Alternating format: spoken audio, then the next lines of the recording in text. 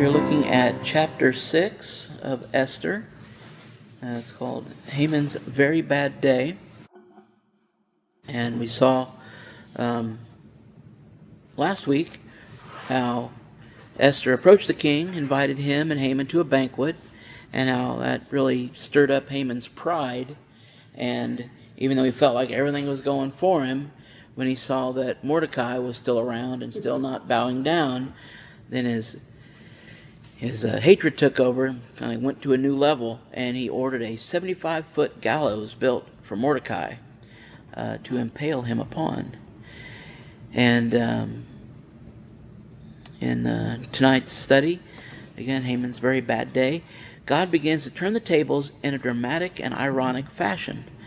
What Haman planned for Mordecai starts to come back on his own head, and he doesn't even see it coming yet. So let's start here. Esther chapter 6 is one of the clearest examples of God's hidden providence in the entire book. Although really, it's everything leading up to it as well is part of that providence. There's no big huge miracle, there's no angels, there's no direct mention of God still, yet you can see that everything that happens is perfectly timed by him. And we can see tonight how God is always at work behind the scenes, and he often uses the pride of the wicked to bring about their own humiliation while lifting up those who are faithful. And we see that when we went through the Psalms, we saw that a lot. That was always one of the common things we would see about, basically trapping the wicked in their own devices, their own snares that they had meant for God's people to fall into. And of course, we know that God will bring down the proud and the haughty, and he'll lift up what's the word I'm looking for there? Humble. That's the word. Humble. I was trying to think of humility, but trying to think of the noun for that. The humble. So we're going to look at tonight the king's sleepless night and the discovery of Mordecai's service, Haman's proud assumption and his own suggestion for honor, the public humiliation of Haman as he is forced to honor Mordecai, and how even Haman's wife and wise men can see the writing on the wall, so to speak. So let's start here with the king's sleepless night and discovery in Esther 6, 1 through 3. That night the king could not sleep. So one was commanded to bring the book of the records of the chronicles, and they were read before the king.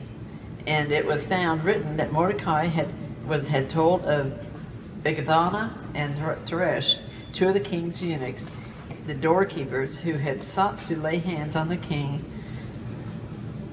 Just forgot how to pronounce it. Ahasuerus.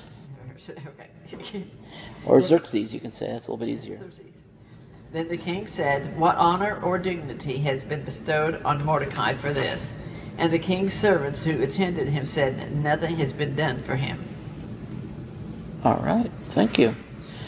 And it started out the book talking about how the king was over 127 provinces, over this vast empire, but he couldn't control even a few hours of sleep. Mm-hmm. God used even this small detail to make what happens next happen. If the king got a good night's sleep, then things would have been different. God would have worked it out some ways, but we can see how God can use a sleepless night for his ends. And of all the possible books and pages that could have been read, the exact record of Mordecai's loyalty, and again, from 3 to 4 years ago when this happened, that's the book that was chosen to read to the king to help him go to sleep, I guess, or maybe just to while away the time. Would that be our chronicles? No, it'd be the chronicles of the kingdom of Ahasuerus. It'd be like his of the Persian Empire. It'd be their stuff, not ours. It'd be like history, or kind of. It'd be like the history of the kingdom. They, I guess, jotted down things that happened, notable things. Yeah. And you keep in mind this is the Persian Empire, which took over after the Babylonian Empire, and the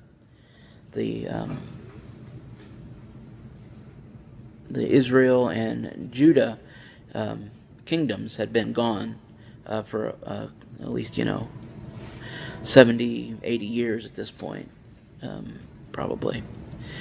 So but it was their books that they kept, and so we see this remarkable example of God's providence. God guided every step so that Mordecai's good deed would be remembered at just the right moment.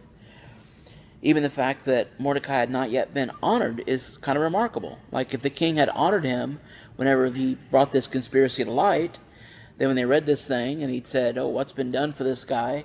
And they said, "Oh, you remember you gave him a medal and told everybody how cool he was," Yeah. then it would have been, this would have been another thing, and he would have went on, and then there would have been something different had to happen. But because he wasn't rewarded back then, and the king wondered about his reward, now we're going to see what's going to happen next. And so it's amazing, like all these things, and you'd think, if you think about Mordecai, possibly, maybe he was all this time, last 3 or 4 years, thinking, save the king, did nothing happen for me. Didn't know that, God was holding that in reserve for just this right time. It's kind of like Mordecai had told Esther about, for such a time as this. It's like all these little things are for just this right time, the way that God was working it out. So it's kind of amazing. But even I guess if he'd had honored Mordecai before, Haman coming in saying, "Hey, I want to kill this guy," it would have been a pretty tough sell probably after reading this particular book. But again, of all the things that he could have chose to read, it's like, let's... Yeah, that wouldn't be very, sleep. Who'd go to sleep with that? Well, one end, it'd probably be kind of boring, but I don't know. It's kind of a weird thing it's like, tell me what happened, 4 years ago here. Yeah, I think maybe music, would put him to sleep. Yeah, something. But not no for records. some reason. Yeah.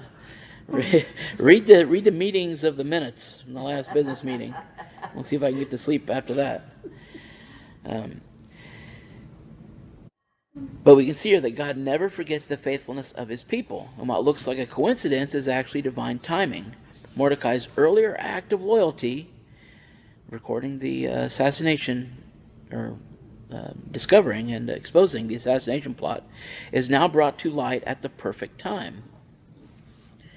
So why do you think God chose a sleepless night and reading of a dusty record book as a way to begin turning the story about? Or around, as the case may be.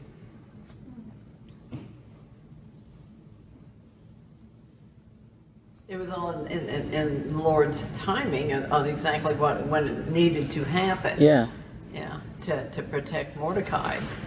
Yeah, you think about like in Daniel, with the, I think it was Nebuchadnezzar's grandson maybe, but, God's finger's writing on the wall, and all that. It's like, but nothing that dramatic, just, the king couldn't sleep. Yeah. And all the books they go to get, all the big, bookshelf or whatever. Was he just thinking about the stuff that Mordecai had done for him that he had never even thought about it until now? I don't know. That's something I always wondered about, or kind of wondered about reading it, is like, was the king there? Or, but it says that Esther told the king about it, and in Mordecai's name. It wasn't name. her boy that told him. I got 2 different stories. Yeah, that may be different. I may be thinking about Paul, whenever they were going to try to kill him. Oh, that might be. Yeah. But too many of these stories. But I was thinking, it's like, well, maybe he didn't get honored because the king wasn't there, and they found out, and they got rid of those guys, and then the king comes back, and it's like, But it doesn't say that, so we can't assume. He was known about it. Well, he knows about it now. Yeah. Somebody wrote it down, so right. the royal scribe knew about it and wrote it down, and now the king found out about it again.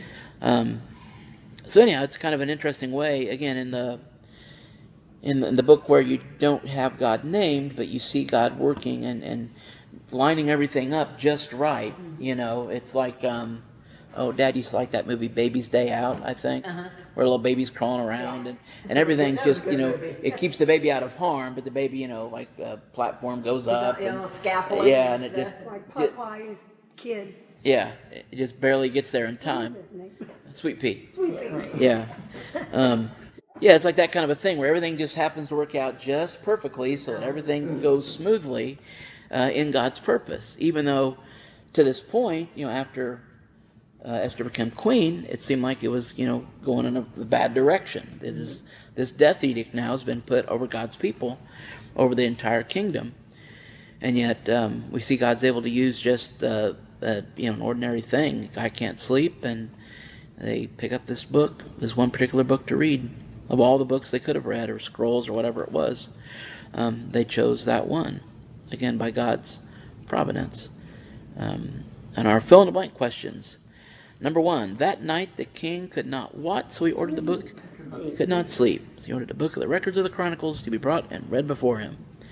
I guess he thought that'd be amply boring. Number 2, it was found written that who had told of the plot by the 2 of the king's eunuchs who sought to kill the king? Mordecai, that's right.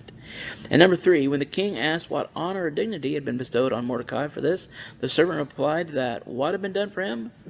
Nothing. Nothing at all. So we're going to see if the king wants to remedy that.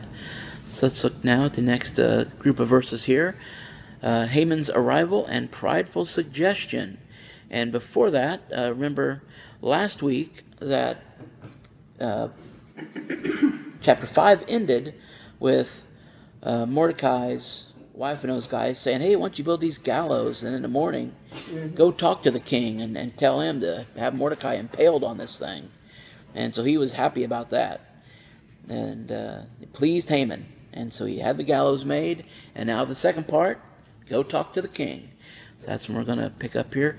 So if somebody wants to read the verses 4 through 9, please.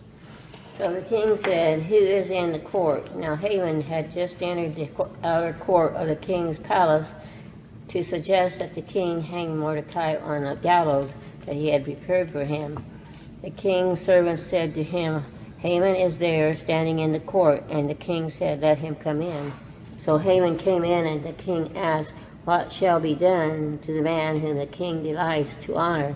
Now Haman thought in his heart, whom would the king delight to honor more than me?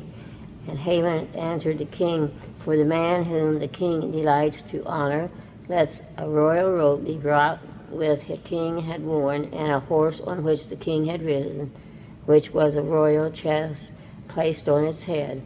Then let the robe and the horse be delivered to the hand of the one of the king's most noble princes, that he may array the man whom the king delights to honor. Then parade him on horseback to the city square, and proclaim before him, thus shall it be done to the man whom the king delights in honor. Thank you. And so we see Haman was entering the court, the outer court, to ask the king permission to hang Mordecai on the gallows. And that's the exact moment the king thought, well, who's in the court? Let's see if we can get an idea here. We see the king, seems like he's often asking people for advice. He's always like wanting to get someone else to tell him what to do, it seems like. The king Don't go outside. Yeah. Like he's unsure of himself or something. Kind of, he likes to get a consensus, like, what do the wise men say? Who's in the court? We did go outside, not very much. I don't know. I mean, you got your eunuchs trying to kill you. You might be careful. But Well, even that, because everybody else is doing your running for you. yeah, he's able to sit around and Do nothing. do nothing. It's probably why he couldn't sleep. He wasn't tired. If he'd been out doing a hard day's work, maybe he could have fell asleep. Maybe he had too much coffee. But so the king's like, who's in the court? And it's like, well, Haman's out there. And it's like, oh, well, bring him in. And then he asked them, what should be done to the man whom the king delights to honor? And of course Haman, because of his pride, he couldn't imagine anybody else to be the one that the king wants to honor. And it's kind of interesting too that he wants one of the most noble officials. He was of course thinking of somebody below him, since he was number 2 in the kingdom. So maybe get number 3 to haul him around town and tell everybody how great he is. Put that guy in his place. But yeah, He'd have Haman's. felt dumber if Mordecai had laid him. Yeah. Yeah. So to Haman, this is the highest possible honor. A royal robe the king has worn, a horse the king has ridden, the royal crest, a public parade through the city with a noble prince proclaiming the honor. And we see here, of course, the timing is no coincidence. Haman had arrived at that moment to ask for Mordecai's death, and the king was asking about how to honor Mordecai. And But of he course, didn't know it was Mordecai. yeah, we haven't got there yet. Yeah. And of course, Haman's answer reveals a very deep insecurity and hunger for public praise. He wants applause more than anything else. You think, I mean, of course, it mentions that he was, he had a lot of kids, he has a lot of wealth, all this stuff. He had the splendor of his riches, number of his sons, all the promotions. Probably in some way, it's like, well, what else is there for him to get except for more accolades from everybody else? Let everybody know just how great he is. But that was what he wanted, and so that's what his thing was. It could have been like, oh, you ought to, like, you didn't have to pay taxes for a year, anything. Give him, 50 talents of silver, whatever it might be. But instead, he chose this very public way to honor the person. I know it's a lot of times that it's the wives that tells the guy what to do. Not just him, but other pieces in the Bible. It says, Yeah. They listen to the women instead of not taking charge of their own stuff. Yeah. Yeah, that happens sometimes, and they don't. Of course, sometimes, they don't listen to the wives, and that's a problem too. You think of that Abigail and her son Nabob or something like that. His name meant fool, I guess. Nabor or something. But, he didn't listen to his wife. And Like Herod's wife. When Herod's wife? Was it Herod's wife or the other? Well, it was Herod Antipas's. It was actually, listening to. He wasn't listening to his wife, but then he listened. He promised his daughter. Don't mess with the Jews. Oh, I think Pilate's wife. Yeah, Pilate. Yeah. Did Abraham listen to his wife? Yeah. Yeah. And it didn't work out too well either. No. And sometimes he listened to her, she listened to him, and that didn't work out too well either. Right. Lying There's about a lot of them through there. relationship. Stop and think about it. Some of them are evil too. So. Yeah. Yeah. You look at Ahab, and a lot of what he did was because of Jezebel. And Samson. And then you see, Samson's wife.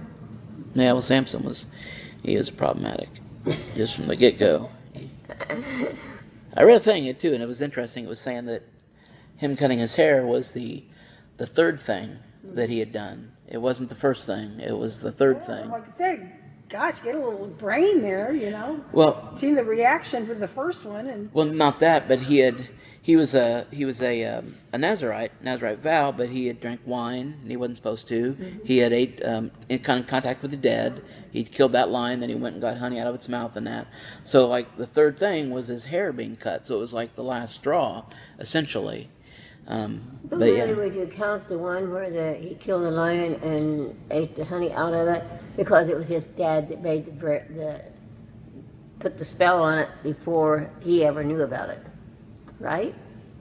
I think he knew he wasn't supposed to do certain things. Because afterwards he didn't. I mean, I just thought he never did it until he was out somewhere, or when he did this. And then when he come back, they said, well, you're not supposed to eat that, So I just thought it was after that. Yeah, I don't know if his family knew about it. I'll go back and search again. Yeah, check that out. But anywho, a lot of times, and most of what it is appealing to our own pride. When someone appeals to our pride, then it's like, oh yeah, that's right, I should be doing this, and I should be doing that, and not trusting in God's timing is a good example with Abraham and Sarah, where it's like, well, you're supposed to have all these kids, but I'm not giving you any kids. Why don't you take my handmaid and you can have a kid through her? And it's like, well, yeah, I'm supposed to have all these kids. You don't have to tell me where that's at because I can't remember, except I just know it's in there. About Abraham and Sarah? No, about the honey. Oh, the honey? Yeah. It's in Judges something or other. Judges, Yeah, okay. we'd have to look at Judges. I'm not sure exactly Okay. where. Because I think cannot remember this book. I think it's kind of early on in Judges, but I'm not positive on that. ask Google. I don't do that, so I don't have that. So. But hopefully your headings, maybe in your Bible, will give you that. We can look it up a little bit later. On the index it'll show. Index maybe too. Yep. Pride blinds us. Haman could not imagine anyone else being the one the king wanted to honor. His own arrogance set him up for a dramatic fall. And it's interesting to see, and I guess we'll see more about this in the next little bit, but he had came wanting to, lift Mordecai up and have him executed. But the king and his advice was basically to lift him up and have him exalted. And again, like it's kind of funny when the king's thinking one thing and Haman's thinking another. They're not communicating here. yeah, yeah. It's an interesting. It's like when you're talking about somebody said, "Who are you talking about?" I'm talking about this guy. Oh, I'm talking about this guy. And sisters get together sometimes. They'll say, "Who are you talking about?" There's a lot in this book that is a lot like a sitcom or something like that, where people are both talking about different things. They think they're talking about the same thing, and then the one gets, humiliated because he didn't understand what was being said. What does Haman's assumption about the king's question reveal about the condition of his heart? Kind of said already, I guess, there, but, obviously he was insecure, and he wanted praise. It had rose to the top, except for being the actual king, and he had, the king's ear, obviously. He goes in and says, "Hey, let's kill a bunch of people," and the king's like, "Okay, whatever. Here's my ring. Go get it done." He's very full of himself. Yeah, he's very full of himself, too. Yeah. So let's look at our fill in the blanks. Number 4. At the exact moment Haman had entered the outer court to suggest that the king hang Mordecai on the what he had prepared? The gallows. Yeah, at that exact moment. Sorry. But yeah, the gallows. Which again, not talking about hanging with a rope like in the Old West. It's talking about putting him on basically a paling on a spear. Yeah. Number 5. The king asked Haman, "What shall be done for the man whom the king delights to what?" Honor. To honor. Haman thought in his heart, "Whom would the king delight to honor more than who?" Me. Haman himself. Yeah, he was full of himself. He was full of himself, yeah. Okay, let's look at the last verses here. Let's do 1 through 13, maybe. Or 10 through 13. Haman forced to honor Mordecai. So let's read 10 through 13, if you don't mind. And the king said to Haman, "Make haste and take the apparel and the horse that thou hast said, and do even so that Mordecai the Jew that sitteth in the king's gate, that nothing fail of all that thou hast spoken." He took Haman the apparel and the horse, and arrived Mordecai, and brought him on the horseback through the streets of the city, and proclaimed before him, "Thou said it shall be done unto the man whom the king delighteth to honor." And Mordecai came again to the king's gate. Haman hasted in his house, mourning and having his head covered. 13 also? Yep. And Haman told his Wife Zeresh. His wife, and all of his friends, everything had befallen him. And they then said his wise man, Zeresh, his wife unto him, "If Mordecai be the seed of the Jew, before whom thou hast begun to fall, thou shalt not prevail against him. Thou shalt surely fall before him." Thank you. Yeah. Can you imagine when the king said, "Okay, do this for Mordecai"? Haman's jaw had to drop. Yeah. What? Yeah. You wanted to go up there and just push his chin back up. He's probably lucky he didn't get to ask beforehand. That would have been quite a thing. It's like, "Mordecai, what? It's the same guy that saved my life? That's when he wanted to kill?" Yeah, so he had to do all that stuff that he'd suggested, but for Mordecai the Jew. And as a side point, I don't think I brought it up because I didn't think it was held much water, but like in Linda Brownback's book, she had mentioned that she thought that Mordecai basically had hid the fact that he was Jewish as well. But I think this is pretty clear that the king knew him as Mordecai the Jew. So, he knew he was a Jew, and he didn't know him otherwise. He'd forgotten this whole thing had happened, apparently. Maybe the king's life was in danger so often that he just kind of forgot them. But anyhow, Did so... she tell him, though, that she was a Jew, though? She hadn't told She him? hadn't revealed that she was a Jew yet. Yeah, right. And that's why, I guess, some people thought that, well, he had told her not to reveal that, so he probably didn't reveal that either about himself. But again, that's just assuming something that's not actually in the scripture. Right. And when you see something like this, where the king had forgotten about it, obviously he knew him as Mordecai the Jew. That's probably how it was written in the books. And I'm assuming there's probably... Mordecai was a Persian name, I guess, or a Babylonian name, one or the other. So it wasn't a Jewish name. So there might have been a bunch of different Mordecais. So you got, Mordecai the Old, Mordecai the Young, Mordecai the Jew, Mordecai the Assyrian, whatever. So anyhow, so you had to lead him. The baker, the candlestick maker. Yeah, all the Mordecais. So he had to lead him through the city square on the king's horse and proclaim the honor himself. So not just did he not get honored, but he was the one who had to honor Mordecai. That's like how bad it was. Did he have to lead the horse? Yeah. Literally lead the horse. Yeah, that's what he said. Like have feet. one of the king's highest guys. Yeah, exactly what he said. And the king's like, make sure you do everything. To the left. Yeah. So afterward, Mordecai returns to the king's gate as if nothing had happened. It's like, okay, that was fun. And then Haman hurries home mourning with his head covered. He tells his wife and his friends, and they warn him. It's like, well, if Mordecai is of Jewish descent, you will not prevail against him, but will surely fall before him. So it's like, they were all, talking pretty big initially. It's like, well, have them all killed, and we'll roll this stuff, and have him hung. Jewish people covered their head when they're in mourning, but everybody does that? Or? It's kind of maybe it's that area type of thing, like a Middle Eastern or type of thing, or I don't know. They didn't mourn though without having their heads covered, I don't think. What's that? Everywhere you read it, they usually covered their heads. Yeah. Well, I'm just saying it maybe wasn't just the Jewish people. Maybe it was Right. everybody in those Right. lands did that kind of a thing. Just like, we get fried chicken and stuff to take to people's houses. They would cover their heads. So anyhow, and then we see the last verse here, which is one of the funniest things, I think. Number 14, while they were yet talking with him, they're telling him, it's like, hey, you're in trouble here. The king's eunuchs arrived and hurried to bring Haman to the feast that Esther had prepared. So, in all this thing, right, that was the whole plan, was go to the king in the morning, get Mordecai hung on this gallows you built, and then go to the feast all happy. And now he's at home, he's all crying. It's like, oh, this is horrible. You know what I had to do? I made like a fool. And then all of a sudden the eunuchs are there. It's like, we got to go, guy. You're almost late. So He was back. Put on your happy face. Yeah, right. Yeah.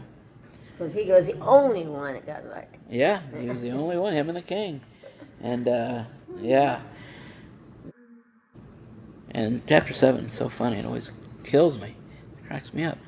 But we see this big reversal thing. And so the public humiliation for Haman is that it is public. That's the ultimate humiliation, is the fact that it's public. It would have been bad enough if the king had said, okay, I'm going to have somebody go and do that to Mordecai. It would have been like, oh, well. But the fact that he had to do it himself and everybody had to see him do it was something else. That was beside himself. Yeah, Haman?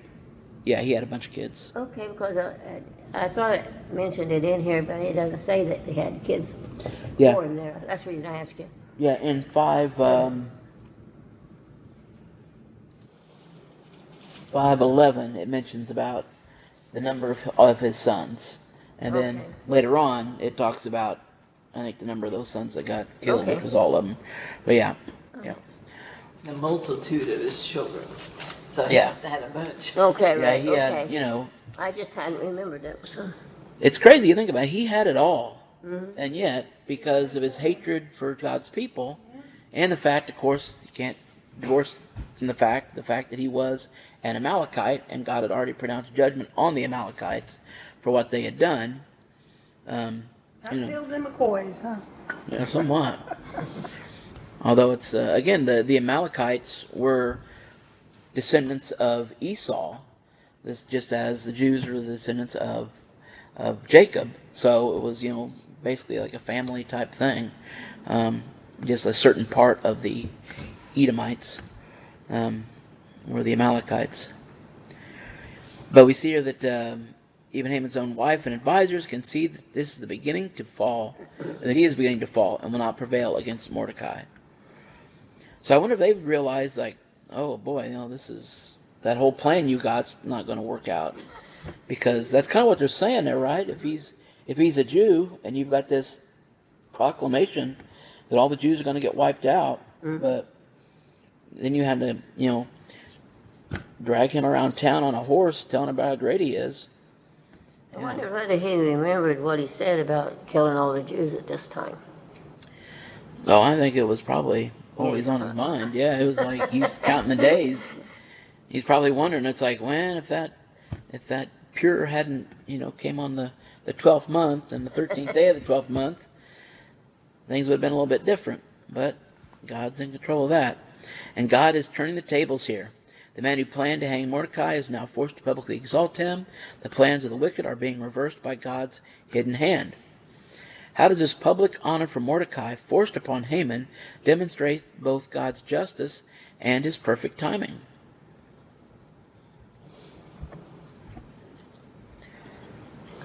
Say that again now. How does this public honor for Mordecai, forced upon Haman, demonstrate both God's justice and his perfect timing? It just shows that he is perfect. He knew what he was doing. Yeah. Yeah. He wasn't going to let Haman get away with it. Yeah. And it's amazing how everything that, of all the times to decide to go to the king to have Mordecai hung, he did it the day after the king had realized that, the king couldn't sleep, and he had found out about Mordecai, what he'd done, and how he hadn't been rewarded, or he was reminded. All the people, Jews, had come together to pray and for this purpose might have been different. Yeah. It's an interesting thing. It's important. Like, I don't know if I touched on that so much whenever Mordecai was talking to Esther, saying that if you don't do this, know that help will come from somewhere. He didn't say God will do it, but he was kind of implied that God's going to bring somebody to help us. And but your family, your fathers, may not survive. Right. God promised to see to preserve the Israelites, but not every single one. As a group they would survive, but not every single one. A remnant sometimes, just a remnant would be left. So, but they'd all, everybody there in the capital and whoever they could get a hold of, I assume, was fasting and praying, and Esther did that as well. And you see God working it out, and even you see God working out even before they did that, because he had put Esther in that spot. He had put Mordecai in the spot to hear about this thing. So fill in the blank 7. The king told Haman to take the robe and the horse and do everything he had suggested for who?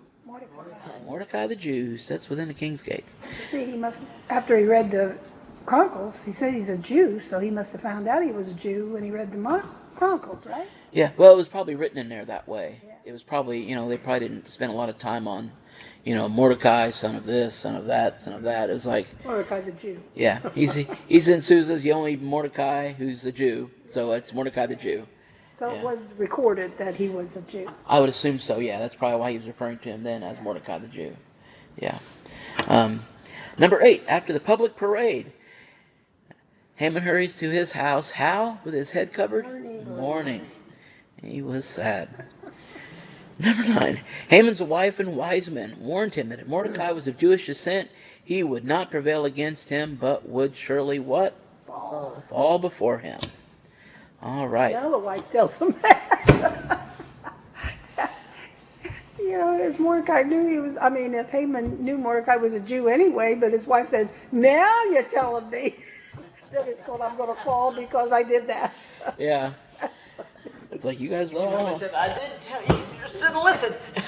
You guys were all on board earlier, and now all of a sudden things are looking bad. It's she like... changed her mind, didn't she? Yeah. Of course, too late, really. She's in it. So let's see, the gospel connection here. This chapter is full of beautiful reversals. The man who wanted honors received humiliation. The man who was overlooked is publicly exalted. The gallows built for the faithful become the instrument that will later judge the wicked. I would say that, he wanted to lift him up and impale him, but instead he lifted him up and exalted him and had to tell everybody. I mean, the idea was to make an example of him, let everybody see what happens when you cross Haman, but instead you see what happens when you do something good for the king.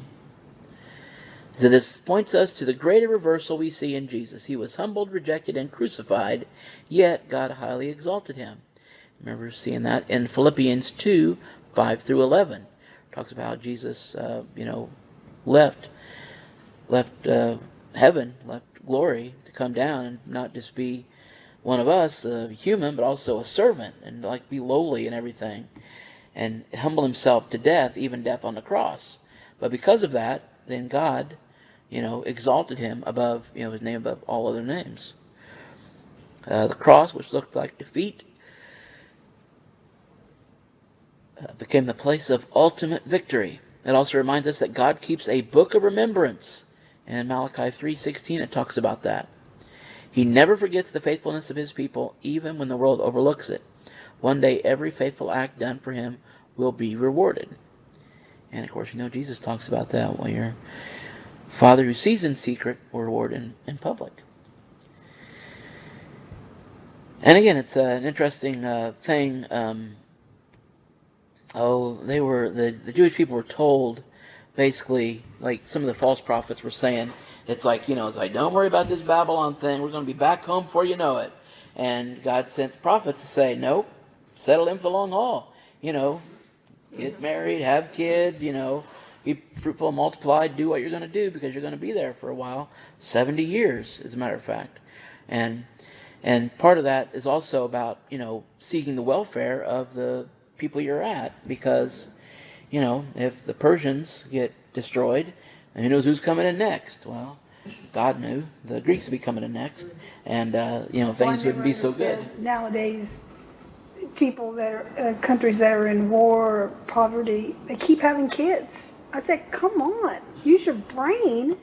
Why are you putting a child into this world when they're starving and there's war? I don't believe in abortion. But self-control. There you go. Yeah. Well, yeah. Or say they know what's causing it, stop it. Yeah, there's... They what? They know how they're getting pregnant, so they stop it. Yeah. Oh, you multiply?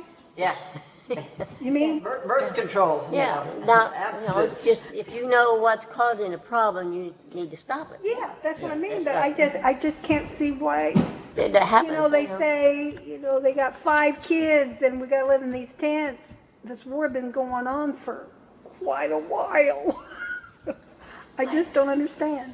Yeah. My question was, I wondered whether the girls that was with Esther, they wasn't Jews though. No. They come. Probably not. But then whenever she needed them to pray, they all prayed just like she did. So they must have got used to what she was doing. Yeah, makes kind of an influence on. Right. Mm-hmm. I like the way Daniel was. Right. The Nebuchadnezzar ended up, praising God, and that. And you see that with Esther. She was a way that it inspired those around her. She found favor with the head eunuch, the one taking care of things, and probably with those women who were her ladies in waiting or whatever they'd be called. She found favor with them as well because of her godly character, I guess. But we see here that God's timing is perfect.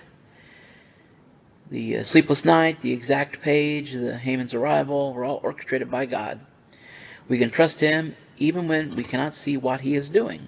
A lot of times we can't tell what God's done until we look back on it with some distance. And then we can see how God was moving things in the background that we didn't even know about.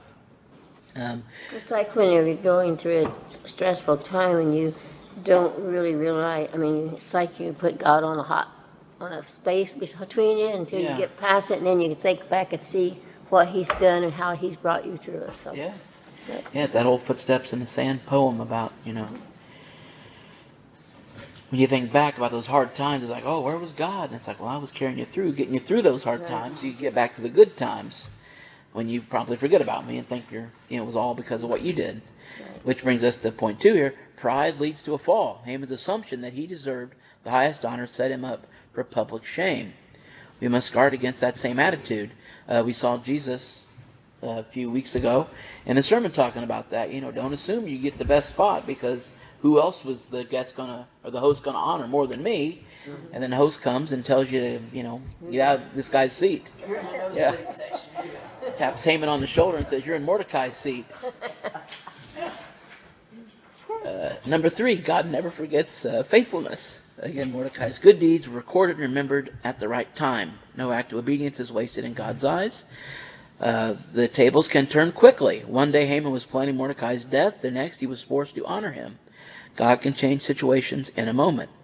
And it's interesting, too. Again, I didn't really understand, I didn't notice, I guess, about the time changes in the book.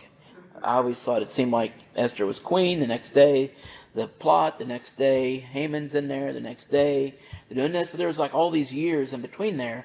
But now we've seen everything is like lickety split. You know, it's like one day, then overnight this happens, and then Haman, no sooner gets home and is crying about what happened, then the eunuchs are there saying, "Hey, we got to go to the meal." Right. And then things are going to keep on at a breakneck pace as we're going through the rest of this here. So, if there's an area of your life where you feel overlooked or where the wicked seem to be prospering, then you just need to remember about God's hidden hand and perfect timing. Again, we see that a lot in the Psalms. Why do the wicked prosper? Why are they able to do all this stuff? But, God is going to, can change those events in a second. Yeah. So number 10, this chapter points us to the greater reversal we see in Jesus, who was humbled and crucified, yet God highly what? Exalted him. That's right. Esther 6 shows us that God is never late and never surprised.